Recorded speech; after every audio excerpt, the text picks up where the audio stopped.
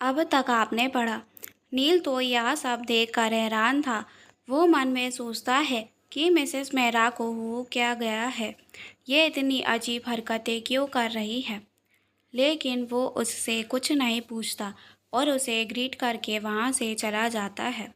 निकिता भी वहाँ से अपना सामान उठाती है और अपने गले से आदित्य का पहनाया मंगलसूत्र उतार कर टेबल पर रख देती है और वहाँ से एक नए सफ़र पर निकल जाती है। अब आगे निकिता मेहरा मेंशन से निकल जाती है और वहाँ अपनी दोस्त विधि के घर पहुंचकर उसकी डोरबेल बजाती है।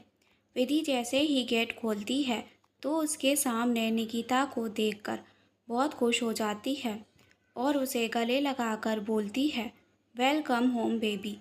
निकिता भी उसे खुशी से गले लगा लेती है। विधि उसे लेकर अंदर आती है और पूछती है, क्या तूने उसे डाइवोर्स दे दिया निकिता? हाँ, क्योंकि मुझे समझ आ गया है कि मुझे एक ऐसे इंसान के साथ नहीं रहना चाहिए जो ना मेरी कदर करता है और ना ही मेरे प्यार की। मैंने खुद से वादा किया है कि मैं अब कभी भी उसकी तरफ मुड़कर नहीं देखूंगी और एक नए सिरे से अपनी लाइफ की शुरुआत करूंगी। विधि बोलती है, यह हुई ना मेरी निकिता वाली बात। चल आज हम तेरे डाइवोर्स की खुशी में शाम को पार्टी करते हैं। उसकी बात सुनकर निकिता भी हाँ में सिर हिला देती है, क्योंकि उसे भी आदित्य से डाइवोर्स लेने पर बिल्कुल भी अफसोस नहीं हो रहा था। मेहरा इंडस्ट्रीज़। आदित्य अपने कैबिन में बैठकर अपना काम कर रहा था। तभी उसके पास उसका असिस्टेंट नील आता है। आदित्य, क्या उसने पेपर पर साइन कर दिया? नील, जी बॉस, उन्होंने पेपर पर साइन कर दिया है। नील की बात सुनकर आदित्य की उंगलियां जो इतनी देर से कीबोर्ड पर चल रही थी वह अपने आप ही रुक जाती हैं। पता नहीं क्यों पर उसे लग रहा था कि निकिता कभी भी उसे डाइवोर्स नहीं दे सकती। नील को वहाँ का माहौल ठंडा महसूस होता है।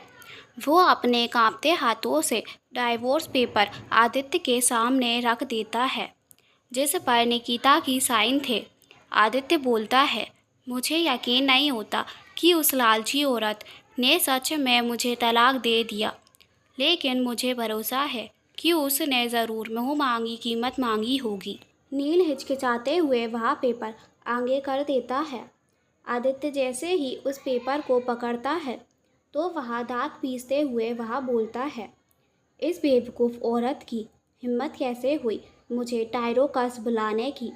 मैं इसकी जान ले लूँगा। नील बोलता है, बॉस, मिसेस मेहरा ने कहा है कि वह तलाक के बदले आपसे यह प्रॉमिस चाहती हैं कि आप फिर कभी उनके पर्सनल लाइफ में दखल अंदाजी नहीं करेंगे और उन्हें आपकी प्रॉपर्टी और पैसों को भी लेने से मना कर दिया और वह मेरा मेंशन छोड़कर चली गई।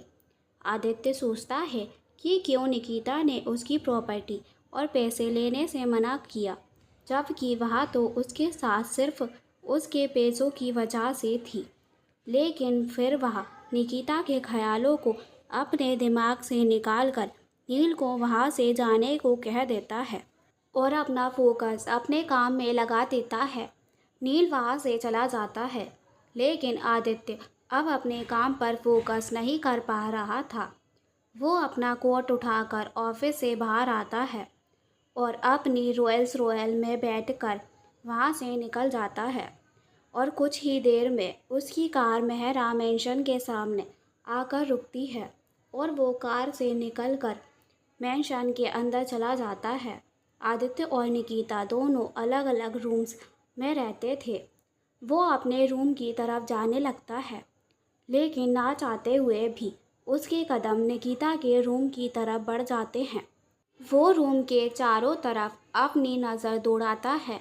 तभी उसकी नज़र टेबल पर रखे हुए एक पेपर पर जाती है।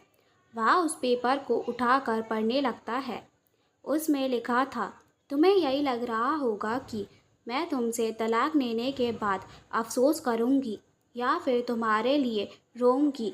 अगर तुम्हें ऐसा लगता है तो फिर तुम गलत सोच रहे हो, क्योंकि आज मुझे ऐसा लगा कि मुझे नई ज़िंदगी मिल गई और मैं कभी भी तुम्हारी शक्ल देखना नहीं चाहती। यह पढ़कर तो आदित्य का चेहरा काला हो जाता है। वह अपने दांत पीसते हुए बोलता है, मुझे यकीन नहीं होता, यह लड़की सच में निकिता ही है। पहले तो वह कितने प्यार से और शांति से बात करती थी और अब देखो। तभी उसकी नज़र कॉफ़ी टेबल के ऊपर रखे हुए मंगलसूत्र पर जाती है। वह कुछ देर तक उसे ऐसे घूरते रहता है। वह लेटर और मंगलसूत्र उठाकर अपने रूम की तरफ चला जाता है। विधि का घर।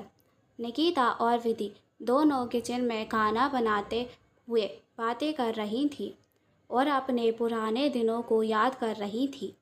विधि उससे बोलती है, निक्खू, तुझे याद है कि हमारे कॉलेज में एक लड़का था, रोहित, जो तेरे पीछे पागल था।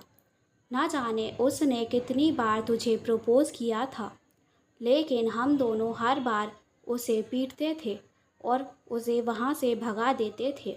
उसकी बात सुनकर निकिता हंसने लगती है और वह बोलती है, हाँ मुझे याद है, जब हमारी फ्रेशर्स पार्टी थी तब उसने मुझे प्रपोज़ किया था और फिर हम दोनों ने मिलकर उसकी बैंड बजा दी थी।